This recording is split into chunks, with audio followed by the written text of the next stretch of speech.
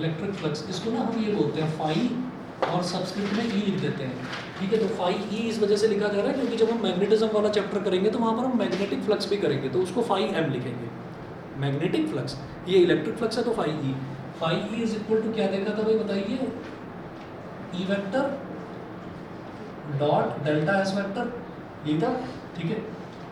Delta S vector ये क्या होता है, एरिया का वेक्टर, एरिया का वेक्टर। अभी एरिया बनेगा तो बनेगा कैसे, हम ये कहेंगे दुनिया में तमाम तरीके की डायरेक्शंस हैं, ठीक है। मैं कहने लगूँ मैं इस डायरेक्शन में जा रहा हूँ, ये एक डायरेक्शन है, ऊपर को जा रहा हूँ ये एक डायरेक्शन है, नीचे को लेफ्ट राइट किसी एंगल पर बहुत सारी डायरेक्शंस हैं, लेकिन मोटे मोटे तौर पर हम ये बोलते हैं कि हम 3 डायमेंशंस स्टडी कर रहे हैं। एक एक्स एक्सिस पहली डायमेंशन, एक वाई एक्सिस दूसरी डायमेंशन और एक जेड एक्सिस, ठीक है। जब इंजीनियरिंग कॉलेज में पहुंचेंगे तो वहाँ पर पता चलेगा कि 2 अलग कोऑर्डिनेट सिस्टम भी होते हैं, सिलेंड्रिकल कोऑर्डिनेट सिस्टम और एक स्फेरिकल कोऑर्डिनेट सिस्टम। मतलब पूरी दुनिया को स्फीयर मान लिया जाए, पूरी दुनिया को सिलेंडर मान लिया जाए। और अभी 12th स्टैंडर्ड तक जो हमको पढ़ना है तो वहाँ पर ये है कि पूरी दुनिया को हमने एक क्यूबॉइड मान लिया। अब आप ये देखिएगा कि मैंने कोई एरिया बनाया, ये ऐसे कर दिया हमने, ये सिर्फ एक कंसेप्ट समझाने की कोशिश कर रहा हूँ कि एरिया वेक्टर होता क्या है। तो हमने इधर वाई एक्सिस ले लिया, इधर एक्स एक्सिस ले लिया और इधर फ्रंट में इसको टेढ़ी लाइन बनाते हैं क्योंकि ये आगे की तरफ है, बोर्ड से बाहर निकलती हुई लाइन है, ठीक है। इसको मैंने जेड एक्सिस ले लिया, इसको जेड एक्सिस ले लिया। अब क्या करेंगे, ये एक्स एक्सिस और जेड एक्सिस की हेल्प से एक एरिया बना लो। जब भी मुझे एरिया बनाना होगा तो भाई एरिया का फॉर्मूला क्या होता है, लेंथ इनटू ब्रेड्थ। अगर मैं क्यूबॉइड की बात कर रहा हूँ, मैंने पूरी दुनिया को, पूरे यूनिवर्स को क्यूबॉइड मान लिया। रेक्टेंगुलर कोऑर्डिनेट सिस्टम में हम सब कुछ एक क्यूबॉइड के अंदर मान लेते हैं कि सब कुछ क्यूबॉइड के अंदर है, ठीक है। उसके बाद हम ये कहेंगे कि जैसे हम खड़े हैं तो ये हमारी लंबाई हो गई, ठीक है, लंबाई वाई एक्सिस, ठीक है। तो जो आपकी लेंथ है वो आपका वाई कोऑर्डिनेट हो गया यहाँ तक, इसको 0 मानते हुए ग्राउंड को, ठीक है। जो आपकी चौड़ाई है ये आपका एक्स वाला जो है, एक्स वाली लेंथ हो गई, ठीक है। कितना तोंद निकला हुआ है वो जेड एक्सिस, समझ गए। तो ये सारी चीज़ एक्स एक्सिस, वाई एक्सिस और जेड एक्सिस ये हो गया, ठीक है। अब आगे देखिएगा, ये एक्स वाई और जेड हो गया, लेकिन हम इस पर प्लेन की बात कर रहे हैं। तो जब मैं एक प्लेन की बात कर रहा हूँ यानी कि सरफेस एरिया की बात कर रहा हूँ, तो surface area length into breadth से निकलेगा। तो मैंने क्या करा, एक्स एक्सिस और जेड एक्सिस की बात करी। तो भाई एक्स एक्सिस और जेड एक्सिस पर कैसे करेंगे, एक लाइन ऐसे बना लो, एक लाइन ऐसे बना लो, एक लाइन जेड एक्सिस के पैरेलल, ये एक्स एक्सिस के पैरेलल बनाई ना, एक जेड एक्सिस के पैरेलल, तो जेड ऐसे जा रहा है तो जेड एक्सिस के पैरेलल ऐसे बना लो, जेड एक्सिस के लगभग पैरेलल ही है। एक इसके पैरेलल बना लो और एक एक्स के पैरेलल बना लो। तो ये दोनों लाइंस जो हैं, अगर और ढंग से समझना है, ये दोनों लाइंस ये इस जेड एक्सिस के पैरेलल हो गई इस तरह से, ये दोनों लाइंस जेड एक्सिस के पैरेलल, और ये दोनों लाइंस जो हैं ये एक्स एक्सिस के पैरेलल हो गई। तो ये जो एरिया बना है हमारा, ये एरिया एक्स जेड प्लेन में बन गया, ठीक है। ये एरिया अब कौन सी एक्सिस पर या कौन से डायरेक्शन में मूव कर सकता है, वाई में जो तीसरा कोऑर्डिनेट बचा। और जब हम किसी पॉइंट की बात करते हैं कि कोई पॉइंट है, तो पॉइंट भाई एक्स की डायरेक्शन में भी मूव कर सकता है, वाई की डायरेक्शन में भी मूव कर सकता है, जेड की डायरेक्शन में भी मूव कर सकता है। उसी के पोजीशन वेक्टर को आपको याद होगा पॉइंट वेक्टर भी कहा जाता है। पोजीशन वेक्टर को हम पॉइंट वेक्टर भी बोलते हैं because we are talking about a point, ठीक है। अब अगर मेरे पास कोई सरफेस एरिया है तो मैं उसको एरिया वेक्टर बोलूँगा। तो एरिया वेक्टर किस किस की हेल्प से बन रहा है, एक्स और वाई की, एक्स और जेड की हेल्प से बन रहा है। तो ये मूव कहाँ पर करेगा, ये मूव करने के लिए हम कहेंगे वाई की डायरेक्शन में या जेड की डायरेक्शन में मूव करेगा। तो उसको हम ये कह सकते हैं, उसको हम कह सकते हैं कि ये इस एरिया का मूवमेंट है। आप कहेंगे नहीं मैं तो एक्स की डायरेक्शन में भी करवाऊंगा, भाई वो उसका मूवमेंट नहीं, वो उसका एक्सपेंशन कहलाएगा कि वो एरिया उस डायरेक्शन में फैल रहा है, ठीक है। जेड की डायरेक्शन में वो उसका फैलाव कहलाएगा कि वो एरिया फैल रहा है। एरिया चलता हुआ दिखाई नहीं देगा कहीं पर भी, ठीक है। अच्छा, तो एरिया चलता हुआ कहाँ पर दिखाई देगा, चलता हुआ ऐसे दिखाई देगा कि ये हमारे पास रेक्टेंगल है, ये रेक्टेंगल, ये एक्स एक्सिस हो गई, ये वाई एक्सिस हो गई, सामने वाली जेड है, तो ऐसे चलेगा। तो now it is called an area vector, इसको एरिया वेक्टर बोलेंगे। तो इसीलिए हमेशा याद रखें कि जो सरफेस एरिया होता है, surface area is always perpendicular to the plane, समझ गए। Surface area is always perpendicular to the plane, surface area के वेक्टर की बात कर रहा हूँ, ठीक है। ये चीज़ क्लियर रहेगी सभी को, ठीक है। अब इसकी मेरे को ज़रूरत पड़ने वाली है, इसीलिए ये मैंने आपको एक्सप्लेन करा है। अब सुनिएगा, आपको नोट्स मैंने इसके भेज दिए थे चैप्टर के, इसमें हमने इलेक्ट्रिक फ्लक्स का डेफिनेशन लास्ट में देखा था और फॉर्मूला देखा था। अच्छा, इसी में पेज नंबर 46 पर बिल्कुल नीचे की तरफ देखिएगा, in case the field E vector is non uniform we consider a closed surface as lying inside the field as shown in figure. As shown in figure कि अगर हमारा इलेक्ट्रिक फील्ड यूनिफॉर्म नहीं है तो हम ये कहेंगे कि चलिए ठीक है, ऐसा है,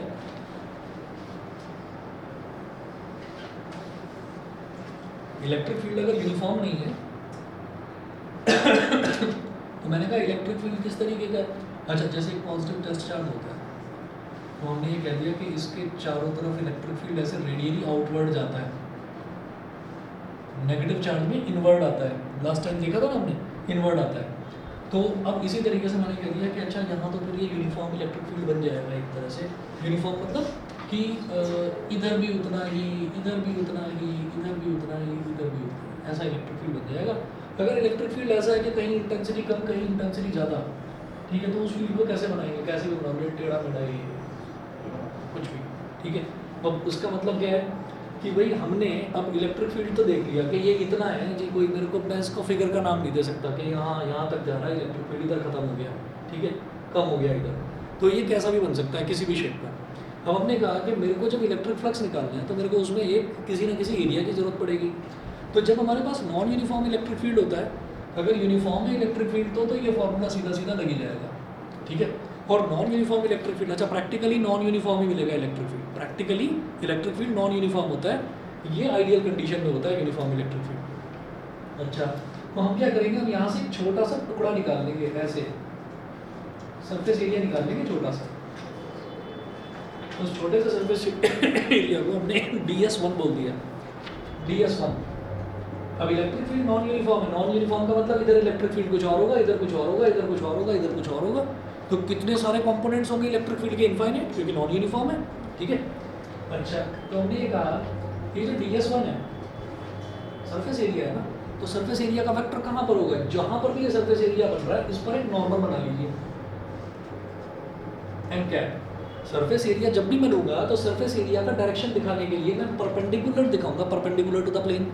तो जो मैंने सरफेस एरिया का टुकड़ा काटा तो परपेंडिकुलर टू द प्लेन, तो this is my n cap, normal to the surface area, ठीक है।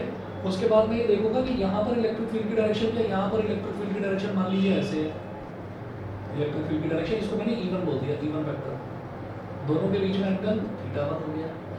तो अब आप ये देखिएगा कि ऐसे में आप देखिए कि ऐसे न जाने कितने सारे मैं एरिया के छोटे छोटे टुकड़े ले सकता हूँ, जैसे DS1 लिया, DS2, DS3, DS4, DS5, ऐसे हम लेते चले जाएंगे। तो वही मेंशन कर रखा है, we can divide the surface S into small area elements DS1 या डेल्टा S1 लिख लो, एक ही बात है, डेल्टा S1 या DS1 एक ही बात है, delta S1, delta S2, delta S3 till delta Sn and let the corresponding electric fields at these elements be E1, E2 till En. Then the electric flux through the surface will be, electric flux कैसे निकलेगा, electric flux ऐसे निकलेगा कि phi E is equal to E1 vector dot delta S1 vector plus E2 vector dot delta S2 vector plus E3 vector dot delta S3 vector। और इसी तरीके से करते करते लास्ट में आप पहुंच जाएंगे En vector dot delta Sn vector, En vector dot delta Sn vector. अच्छा, अब क्या करेंगे, अभी इतने सारे कंपोनेंट्स हैं, इसको क्या करेंगे, समेशन का साइन लगाएंगे, समेशन मतलब sigma, sigma i is equal to 1 to capital N, यहाँ लिखिएगा Ei vector dot delta Si vector, समझ गए हमने, ठीक है ना। अच्छा, अब हम ये कहेंगे कि ये तो डिस्क्रीट कंपोनेंट्स की बात हो गई, हम ये कहेंगे कि नहीं, इतना छोटा सरफेस एरिया बनाना है, इतना छोटा सरफेस एरिया कि इट टेंड्स टू इन्फिनिटी। तो जब ये जो छोटा वाला एलिमेंट होता है, sorry tends to infinity, tends to zero, जब ये टेंड्स टू जीरो हो जाता है और एडिशन कितनी टर्म्स तक का करना है, इनफाइनाइट टर्म्स तक का, तो भाई यही जो समेशन का साइन है ये इंटीग्रेशन में कन्वर्ट हो जाता है, ठीक है। तो यहाँ पर ऐसा है कि phi E कितने टर्म्स होंगे, यहाँ पर लिखेंगे limit n tending to infinity and delta S tending to zero. तो जब इतने सारे एलिमेंट्स हो जाते हैं, जब डिस्क्रीट एलिमेंट्स यानी कि अलग अलग एक एलिमेंट, दो एलिमेंट, तीन एलिमेंट, चार एलिमेंट, जब ये नहीं रहते, जब ऐसा हो जाता है 1.1 भी आएगा, 1.2 भी आएगा, 1.3 भी आएगा, तो फिर इंटीग्रेशन के अलावा और हमारे पास कोई ऑप्शन नहीं बचता। तो लिमिट अगर लग जाए समेशन के बाहर, उसी को बोलते हैं इंटीग्रेशन। ठीक है, आपको करना क्या है, इस चीज़ को लेकर दिमाग पर ज़्यादा जोर मत डालना।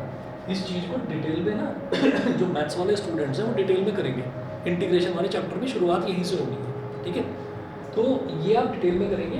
बाकी आप ये समझिएगा कि आपको सिर्फ और सिर्फ अगर समीशन के आगे आपको लिमिट लगा देनी है बस एक बार, और फिर उसको इंटीग्रेशन से रिप्लेस कर देना। मतलब ये जो पूरा है इसको आप फिर क्या लिखेंगे, phi is equal to integration, integration का साइन है, और लिखिएगा E vector dot D S vector. अब क्योंकि ये जो सरफेस एरिया है, ये सरफेस एरिया खुला सरफेस एरिया नहीं है कि कहीं तक भी जा रहा है भाई पता नहीं, इसका कोई लिमिट नहीं है। ये सरफेस एरिया की लिमिट है, पता है मेरे को इतना सा ये आलू जैसा टेढ़ा मेढ़ा बना हुआ है ना, तो मेरे को मालूम है, तो इसका मतलब इसका लूप शुरू होता है और ख़त्म भी होता है। तो यहाँ पर ना बस एक सर्कल बना देते हैं, इसको बोलते हैं क्लोज लूप। सरफेस के रिस्पेक्ट में इंटीग्रेट करा जा रहा है तो close loop surface integral, line के रिस्पेक्ट में करते हैं तो क्लोज लूप लाइन इंटीग्रल। बोला जाता है, ये लिखने के लिए बस आपको यहाँ गोला बना देना है बस एक बीच में, समझ गए? ठीक है, ये पूरी कहानी जो है, ये पूरी कहानी इंटीग्रेशन में आराम से करेंगे। बायो वाले बच्चे सीधे सीधे कर रहे हैं कि बस इंटीग्रेशन का साइन लगाना है। उसके बाद देखिएगा हम जानते हैं इलेक्ट्रिक फ्लक्स एक स्केलर क्वांटिटी, पता है क्यों? डॉट प्रोडक्ट है भाई, डॉट प्रोडक्ट का रिजल्ट जो है स्केलर आता है, इसीलिए उसको स्केलर प्रोडक्ट भी कहा जाता है, समझ गए? चलिए जी, इसके बाद जरा देखेंगे, हाँ ऐसा यूनिट क्या होती है इलेक्ट्रिक फ्लक्स की? ऐसा यूनिट इलेक्ट्रिक फील्ड है, इलेक्ट्रिक फील्ड की क्या होती है यूनिट? न्यूटन पर कूलम, और ये एरिया है, एरिया की यूनिट मीटर स्क्वायर, न्यूटन पर कूलम मीटर स्क्वायर। ठीक है, ये इसकी ऐसा यूनिट होगी। न्यासा क्लियर है यहाँ तक? बताइए।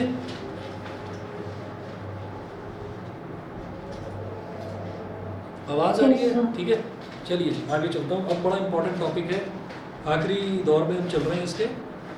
गॉस थ्योरम देखिए जरा।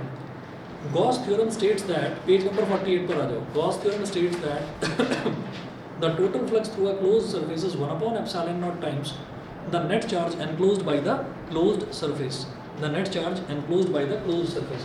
तो कोई भी closed surface है वो अपने अंदर चार्ज को जो enclose करती है उसका 1 upon epsilon naught times कर दो। टाइम्स मतलब मल्टीप्लाई, ठीक है? इसका मतलब क्या है?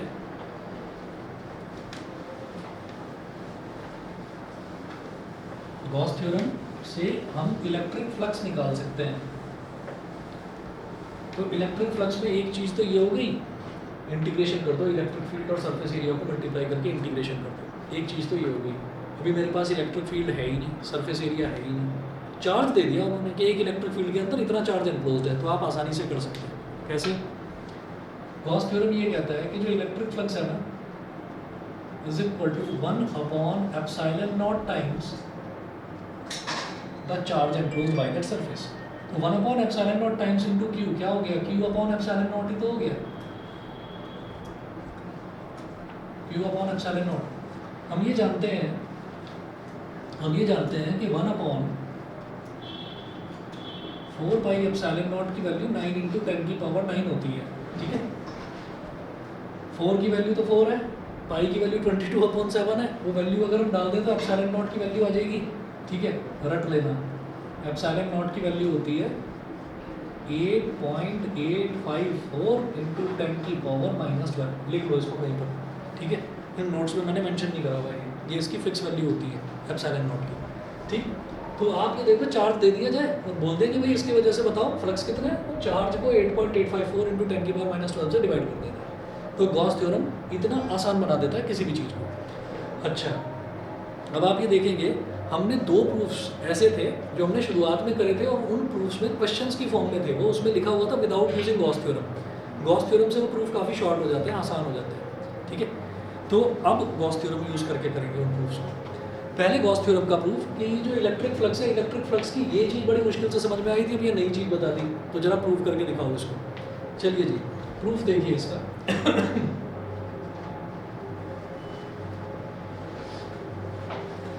इलेक्ट्रिक फ्लक्स गॉस थ्योरम का प्रूफ हमने कहा, let us take an isolated positive point charge q, suppose the Gaussian surface is a sphere of radius R centred on Q. अच्छा एक चीज़ होती है, हम ये कहेंगे कि हमारे पास एक चार्ज है, आइसोलेटेड चार्ज है, आइसोलेटेड चार्ज। आइसोलेटेड चार्ज का मतलब ये उसके आसपास किसी भी तरीके का कोई चार्ज नहीं है, पॉजिटिव चार्ज है।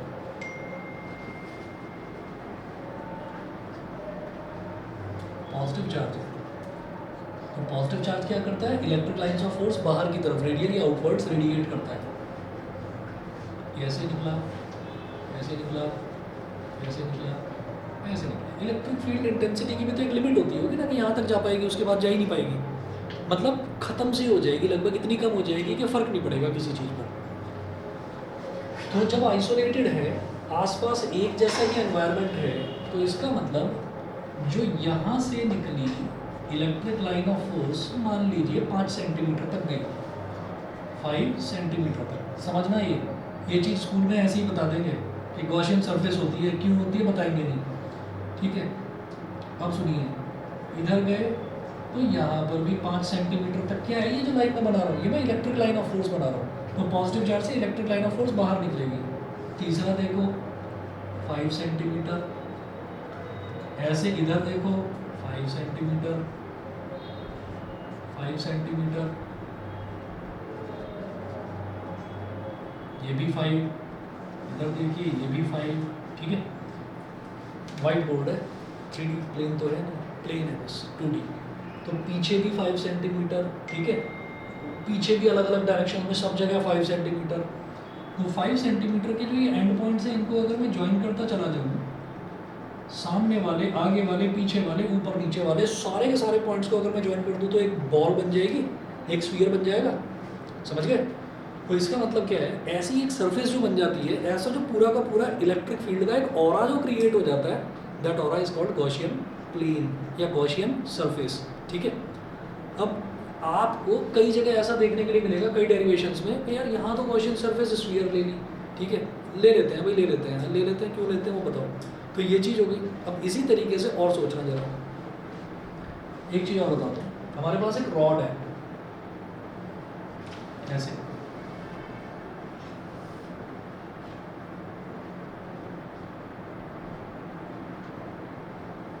रॉड है, और रॉड इस तरीके की है कि मतलब आप ये समझिए कि बीच में से हॉलो भी हो सकती है, बीच में से हॉलो भी हो सकती है, और बीच में से फिल्ड अप भी हो सकती है, ठीक है।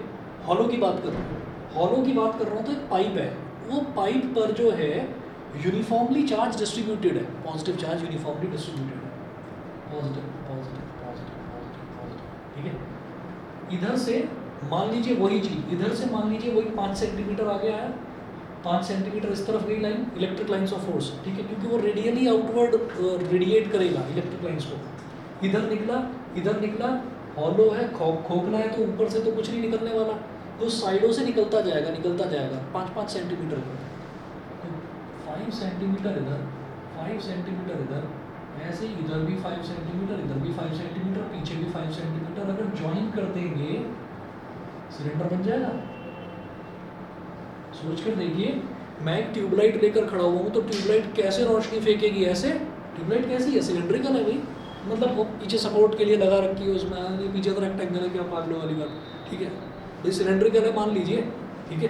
तो वो जो सिलेंड्रिकल है, तो वो क्या करेगी, वो आगे भी रोशनी फेंकेगी, इधर भी, इधर भी, इधर भी, तो क्या बना लेगी, वो एक सिलेंड्रिकल ऑरा क्रिएट कर लेगी अपने चारों तरफ।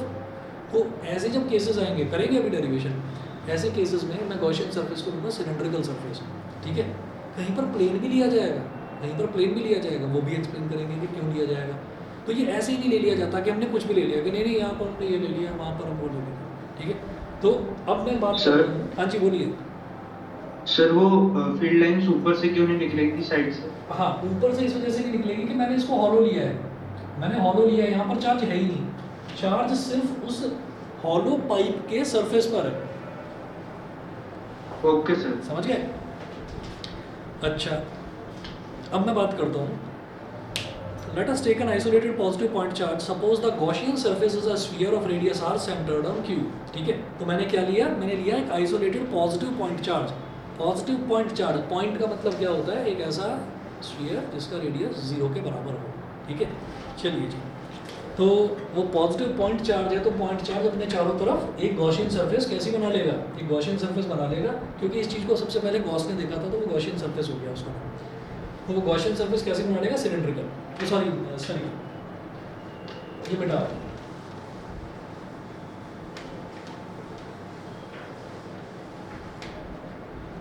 देखिएगा यहाँ पर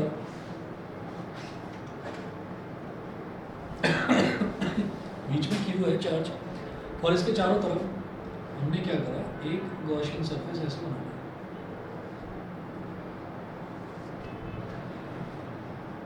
स्फेरिकल गॉसियन सरफेस। तो बीच में चार्ज क्यू है, और ये जो स्फीयर बना, जैसे मैं वो 5 सेंटीमीटर ले रहा था तो r सेंटीमीटर ले लिया, मीटर ले लिया, एक्चुअली ऐसा यूनिट मीटर होती है, r ले लिया। अब हम ये कहेंगे कि हमने यहाँ पर एक छोटा सा सरफेस एरिया का टुकड़ा ले लिया। तो उस छोटे से सरफेस एरिया के टुकड़े को मैं क्या बोलूँगा, ds वेक्टर बोल दीजिए, ds वेक्टर। अब ये जो ds वेक्टर है, इसकी डायरेक्शन कहाँ होगी बताएंगे। अगर मैं एक बॉल एज्यूम करूँ तो बॉल के, हाँ बॉल एज्यूम करूँ तो बॉल की जो सरफेस है उस सरफेस से हाँ आउटवर्ड बाहर निकलती हुई होगी, ठीक है। तो यहाँ से वो बाहर निकलती हुई होगी। अच्छा, इसी पॉइंट पर इलेक्ट्रिक फील्ड कैसा होगा, इलेक्ट्रिक फील्ड तो हर तरफ से बाहर निकल रहा है। तो इस सरफेस से निकलने वाला जो इलेक्ट्रिक फील्ड है, इस सरफेस को टच करने वाला जो इलेक्ट्रिक फील्ड है, वो भी बाहर की तरफ जाएगा। तो ये हो गया DE वेक्टर का भी भाई यही डायरेक्शन, और DS वेक्टर का भी यही डायरेक्शन, दोनों का डायरेक्शन सेम हो गया। इसका मतलब क्या है कि दोनों के बीच में एंगल कितना बना, 0। तो जब मैं E vector dot DS vector करूँगा तो वो EDS cos 0 हो जाएगा। EDS cos 0 समझ रहे हैं कि नहीं, ठीक है। चलिए अब आगे चलते हैं। हम ये कहेंगे electric field at any point on S यहाँ पर लिख दिया मैंने कि इसका जो टोटल सरफेस है वो S है, टोटल सरफेस एरिया S है स्फीयर का। तो वही चीज़ आगे मेंशन कर ली है कि area element points radially outwards, बाहर की तरफ निकलता हुआ, तो it is parallel to E vector है। तो एंगल कितना हो गया, 0 डिग्री। तो flux through area DS vector is area DS vector है, तो flux through area DS vector is d phi E is equal to, इस पर वेक्टर सिंबल मत लगा देना, ये डॉट प्रोडक्ट है यानी कि स्केलर वैल्यू है। तो E vector dot DS vector, तो ये हो गया EDS cos 0 डिग्री, यानी कि ये वैल्यू मेरे पास आ गई EDS, केवल EDS। उसके बाद हम ये कहेंगे मैंने d phi E निकाला है, d phi E मुझे निकालना है टोटल फ्लक्स। तो जब मैं टोटल चीज़ निकालूंगा dx की हेल्प से, तो मुझे क्या करना पड़ेगा, इंटीग्रेट, ठीक है। तो हम क्या करेंगे, total flux through surface S,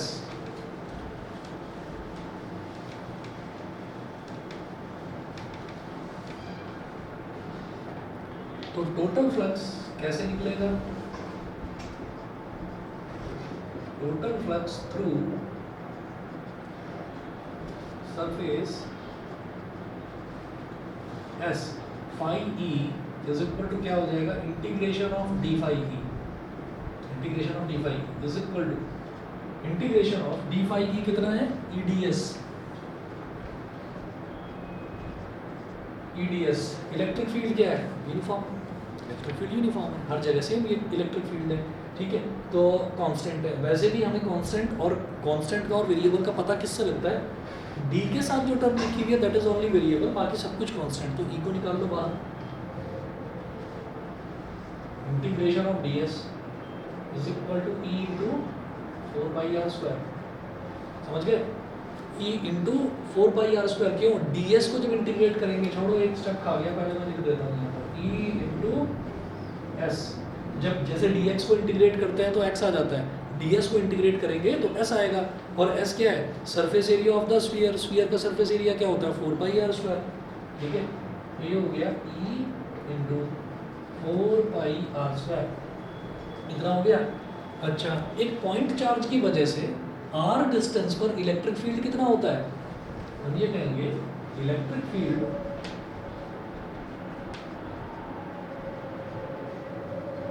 due to a point charge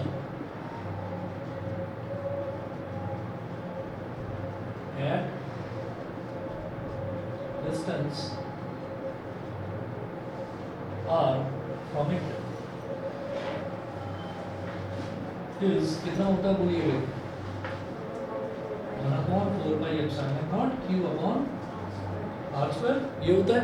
ठीक है, तो फाई ई कितना हो जाएगा, phi E is equal to, अब इलेक्ट्रिक फील्ड की वैल्यू डाल दो 1/4 क्यू अपॉन आर स्क्वायर, समझ गए। ये पूरी वैल्यू इलेक्ट्रिक फील्ड की है, तो ई की जगह मैंने ये वैल्यू डाल दी, फाई ई की वैल्यू इतनी आई थी। ठीक है, इलेक्ट्रिक फील्ड हम जानते ही हैं पॉइंट चार्ज की वजह से ये होता है इलेक्ट्रिक फील्ड। आगे क्या लिखा हुआ है 4 पाई आर स्क्वायर, 4 पाई से 4 पाई कट दिया, आर स्क्वायर से आर स्क्वायर कट दिया, क्या आ गया phi E is equal to Q upon epsilon naught. This proves Gauss theorem, ये गॉस थ्योरम का proof। समझ गए, ठीक है, क्लियर। फिर से बता देते हैं, आप ये देख लीजिए कि यहाँ तक आ गया था समझ में। यहाँ पर हमने क्या करा कि ds को इंटीग्रेट करा तो ऐसा आ गया। एस क्या है, स्फीयर का सरफेस एरिया। स्फीयर का सरफेस एरिया क्या है 4 पाई आर स्क्वायर, तो फाई ई यानी कि इलेक्ट्रिक फील्ड आ गया E into 4 pi are square. अभी इलेक्ट्रिक फील्ड कितना होता है, एक पॉइंट चार्ज का electric field 1/4 pi epsilon not Q upon are square.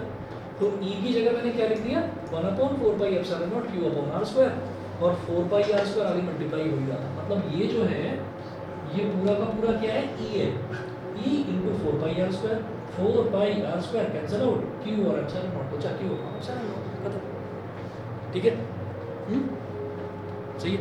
चलिए जी, ऑनलाइन वाले बताएं भाई, कौस्ता न्यासा क्लियर है? Yes sir. ठीक है, चलिए जी, अब जरा देखेंगे पेज नंबर 49 पर वही चीज़ लिखी हुई है। गॉसियन सरफेस क्या है, any hypothetical close surface enclosing a charge is called the Gaussian surface of that charge. Hypothetical है, अज्यूम्ड है, ठीक है।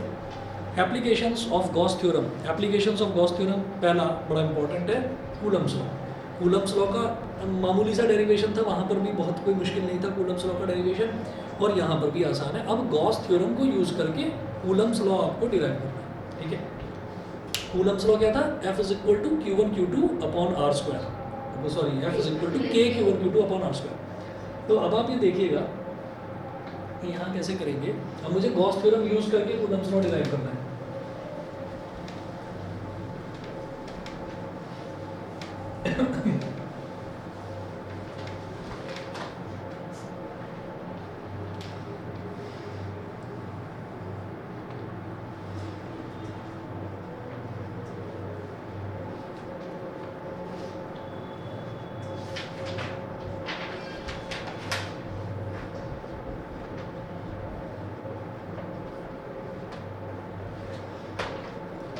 एप्लीकेशंस ऑफ गॉस थ्योरम, तो सबसे पहले हम क्या करेंगे, पहला जो है वो है कूलम्स लॉ।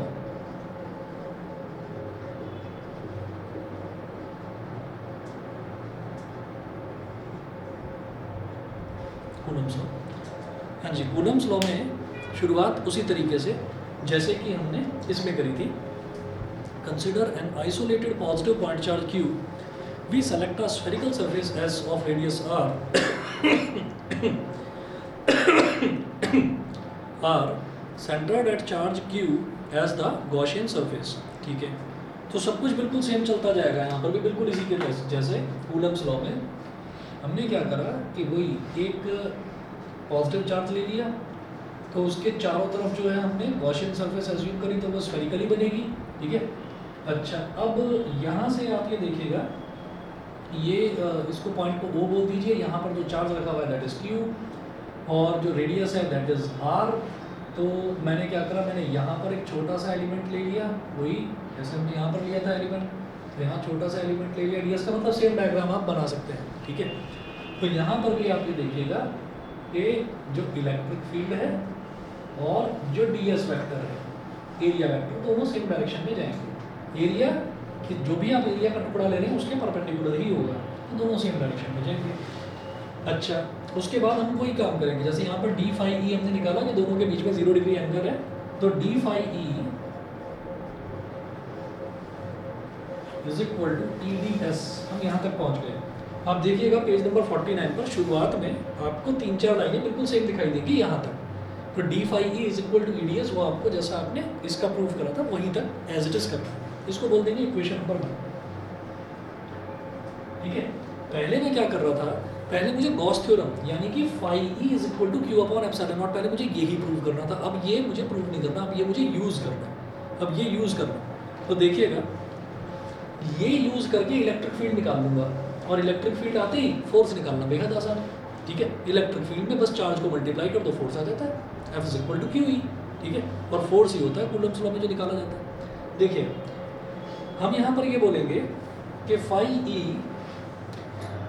आगे की कहानी भी ऐसी ही चलेगी जैसे यहाँ पर करा, phi E is equal to integration of d phi E, integration of d phi E is equal to integration of E D S is equal to E बाहर निकाल दिया, integration of d S is equal to E into 4 pi are square, E into 4 pi are square. तो ये हमारे पास आ गया phi ई, इसको बोला हमने equation number 2 by Gauss theorem. अब लिखिएगा इसके आगे, यहाँ तक तो कहानी वही है ना जो हमने इस पे करा था इसके प्रूफ, उसके आगे जरा सही है बस आसान से। बाय गॉस थ्योरम मतलब अब मुझे गॉस थ्योरम प्रूव नहीं करना, उसको मुझे यूज़ करना है क्योंकि मैं एप्लीकेशंस कर रहा हूँ। By Gauss theorem phi E is equal to क्या होता है, Q upon epsilon naught. Gauss theorem क्या कहती है, phi E is equal to Q upon epsilon not.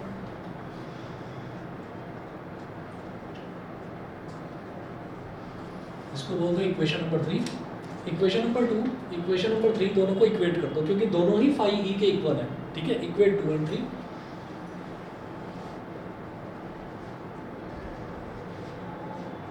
Equate 2 and 3, तो E into 4 pi are square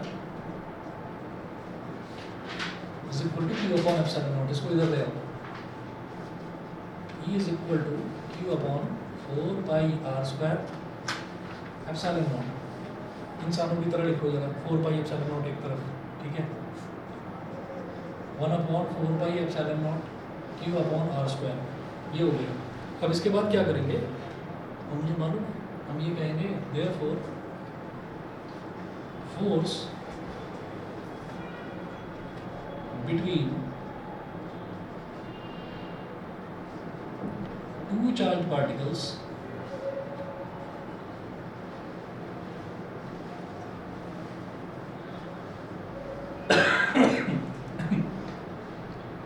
when placed in an electric field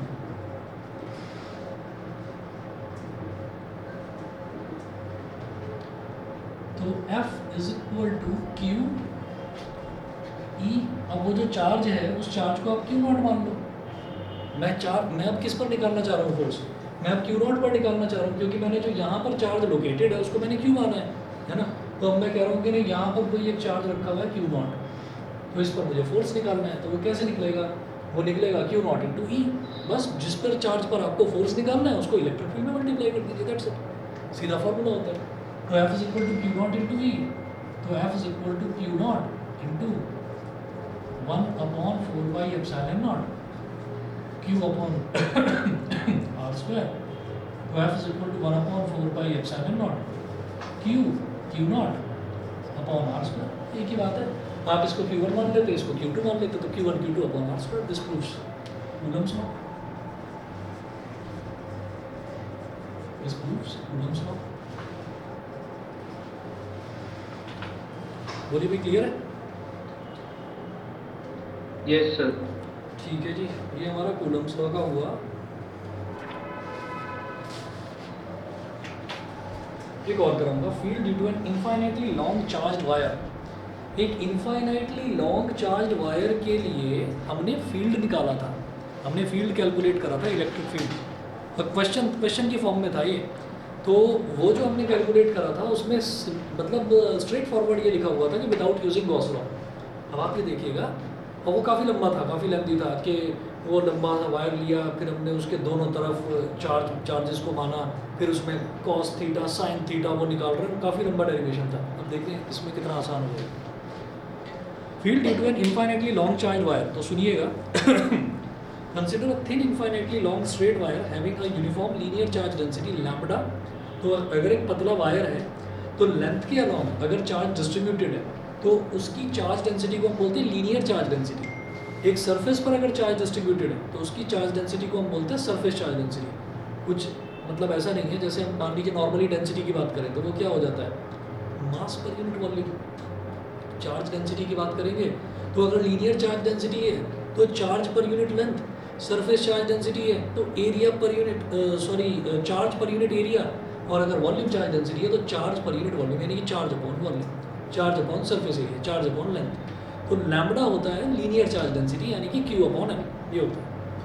To determine electric field at a distance r from the line charge, we choose a cylindrical Gaussian surface of radius r, length L, with its axis along the line charge. तो ये हमने ऐसे ही choose नहीं कर ली, ये actual में अगर एक पतला वायर है तो उसके चारों तरफ एक सिलेंड्रिकल गॉसियन सरफेस ही बनेगी।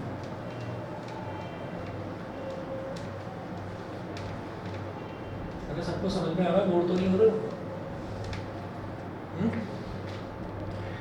चलिए ठीक है। तो हमने पतला सा वायर ऐसे दिखा दिया,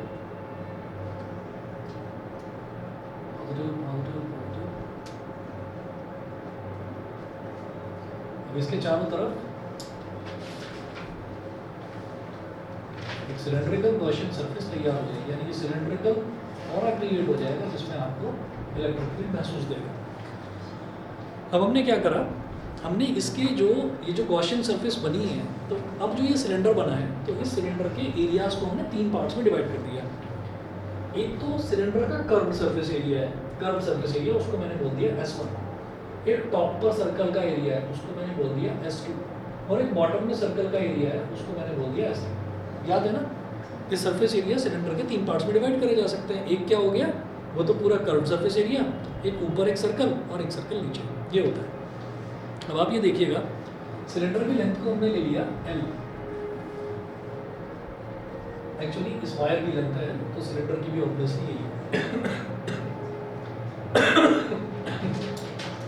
यहाँ पर एक छोटा सा एरिया का टुकड़ा लिया DS1, इसमें से इलेक्ट्रिक लाइंस ऑफ फोर्स सारी की सारी रेडियली आउटवर्ड निकल रही है, ठीक है। तो इलेक्ट्रिक लाइन ऑफ फोर्स तो ऐसे ही जाएगी E1, और DS1 वेक्टर भी ऐसे ही जाएगा, समझ गए? ठीक है। अब एक टुकड़ा S2 पर लेंगे, तो S2 ऊपर से देखेंगे हम, तो ऐसे एक टुकड़ा ऊपर ले लिया मैंने, ये हो गया DS2। अब आप ये देखिएगा,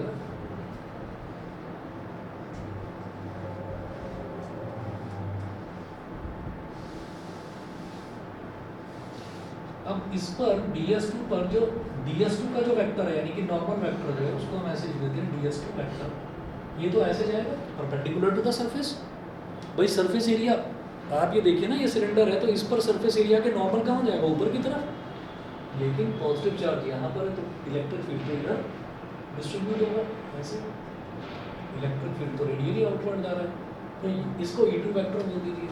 तो E2 वेक्टर और DS2 वेक्टर, इन दोनों के बीच में एंगल कितना बट रहा है, 90 डिग्री। E वेक्टर बोलिए सर, यूनिफॉर्म है ना, E वेक्टर ही रहेगा सब जगह। सिमिलरली यहाँ पर देखिए, ये हो गया DS3 का डायरेक्शन कहाँ होगा, नीचे की तरफ, और इलेक्ट्रिक फील्ड का डायरेक्शन कहाँ होगा, इस तरफ। समझ गए? तो 3 हमारे पास एरियाज हैं, एक S1 हो गया, एक S2 हो गया और एक S3 हो गया। एरिया वेक्टर की डायरेक्शन DS2 और DS3 समझ में आ गई। इलेक्ट्रिक फील्ड ऐसे ही होगा क्योंकि वायर है, वायर में ये नहीं कह रखा कि उसके नीचे वाला पॉइंट जो थिन वायर इसीलिए बोला गया है कि उसका जो रेडियस है वो ना के बराबर है, वायर का बहुत पतला है। तो उस वाले एरिया में कहीं पर कोई चार्ज नहीं है जो नीचे की तरफ इलेक्ट्रिक फील्ड को डिस्ट्रीब्यूट करे, तो इलेक्ट्रिक फील्ड रेडियली ऐसे ही बाहर की तरफ निकल रहा है। तो अब हमने क्या देखा यहाँ पर कि टोटल इलेक्ट्रिक फ्लक्स जब निकालेंगे, टोटल इलेक्ट्रिक फ्लक्स φE, ये कैसे निकलेगा, इंटीग्रेशन, एक तो ये वाला E vector dot DS1 vector plus दूसरा इंटीग्रेशन इधर वाला ऊपर वाला सा E vector dot DS2 vector plus तीसरा integration E vector dot DS3 vector. यहाँ तक क्लियर? ठीक है। अब यहाँ देखिएगा E और DS1 में एंगल कितना है, 0 डिग्री। तो E वेक्टर यानी कि E DS1 cos 0 degree plus integration E DS2 cos 90 degree plus integration ई ds3 cos 90 डिग्री, ये वाला और ये वाला खत्म हो गया, cos 90 मतलब 0, ये भी खत्म, cos 90 मतलब 0, ये भी खत्म, तो बचा केवल ये, ठीक है। cos 0 होता है 1, तो ये मेरे पास आ गया इंटीग्रेशन ई ds1, ई को निकाल लो बाहर, यूनिफॉर्म इलेक्ट्रिक फील्ड है, इंटीग्रेशन ds1 is equal to E s1, s1 क्या है, बिल्कुल सही, ये कर्व्ड सरफेस एरिया है सिलेंडर का, और सिलेंडर का कर्व्ड सरफेस एरिया होता है 2πr/h, यहाँ पर h ना लेकर हमने l लिया है, तो E इंटू 2πrl, समझ गए, ठीक है। अच्छा, क्या है गॉस थ्योरम का एप्लीकेशन, गॉस थ्योरम तो अभी तक यूज़ ही नहीं करा, तो अब जरा गॉस थ्योरम को देखते हैं।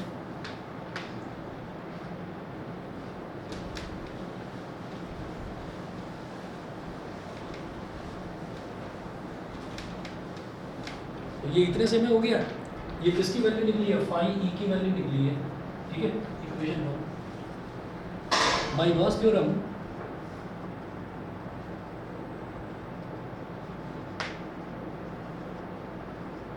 Phi E is equal to Q upon epsilon naught, equation कर दो इक्वेट, मुझे क्या निकालना है, इलेक्ट्रिक फील्ड निकालना है, इक्वेट कर दो, E into 2πrl is equal to Q upon epsilon naught. अभी जो क्यू है ना, क्यू को क्यू मत रहने देना, क्यू को क्या लिखोगे, लैम्बडा होता है linear charge density, charge per unit length, ठीक है। तो क्यू को क्या लिखेंगे, लैम्बडा इंटू एल, तो क्यू की जगह लिख दीजिए लैम्बडा एल, एप्सिलॉन नॉट इस एल से ही एल कैंसिल आउट हो गया, इलेक्ट्रिक फील्ड निकालना है, इसको इधर देखो, E is equal to lambda upon 2πr epsilon naught, ठीक है। ये यहाँ से यहाँ बस इतना सा डेरिवेशन है ये, इसीलिए वहाँ पर उस क्वेश्चन में ये मेंशन करा गया था कि विदाउट यूजिंग गॉस थ्योरम, ठीक है। वो भी आप देखेंगे तो वहाँ पर भी lambda is upon 2π a epsilon not था, क्योंकि वहाँ पर रेडियस जो है उस क्वेश्चन में a दे रखा था, यहाँ पर उस गॉसियन सरफेस का जो रेडियस है वो r दे, ठीक है। इतना करना है, फिर इनफाइनाइट प्लेन शीट जो है, इनफाइनाइट प्लेन शीट और स्फीयर वाला, ये आपका बचता है, ये अगली क्लास में कराऊंगा, उसी के साथ चैप्टर खत्म हो जाएगा, ठीक है ना। आज इतना ही है। अब आप ये सुन लीजिए, एक तो आप तैयारी रखिए, जो मैथ्स वाले बच्चे हैं, आपका संडे को जो है टेस्ट होगा, 1 घंटे का टेस्ट होगा, सुबह 9 बजे या 10 बजे होगा, कल मैसेज डाल दूँगा, ठीक है। आज तो फ्राइडे है ना, अरे तो रिलेशन फंक्शन का 3 एक्सरसाइज का एनसीईआरटी का ले रहा हूँ, पहले से ही पेपर आउट है भाई, रिलेशन फंक्शन का एनसीईआरटी का ले रहा हूँ, एनसीईआरटी में तो सब कुछ कर ही रखा है आपने, ठीक है ना। वो इसका ले रहा हूँ, मिसलेनियस का ले नहीं रहा हूँ अभी, ठीक। अच्छा, पहली एक्सरसाइज रिलेशन, दूसरी एक्सरसाइज फंक्शन, तीसरी एक्सरसाइज GOF FOG, वो करना, ठीक। ये चैप्टर खत्म हो जाएगा, प्रिपेयर रखिएगा, फिर इसका टेस्ट होगा, ठीक है। चलिए जी, इसकी हार्ड कॉपी दे दूँगा मैं आपको 1-2 दिन में, इसकी हार्ड कॉपी दे दूँगा, तो कोई बच्चा ना प्रिंट आउट ना निकाले, अभी हार्ड कॉपी मैं दे दूँगा बाइंड करा के। चलिए जी, ओके।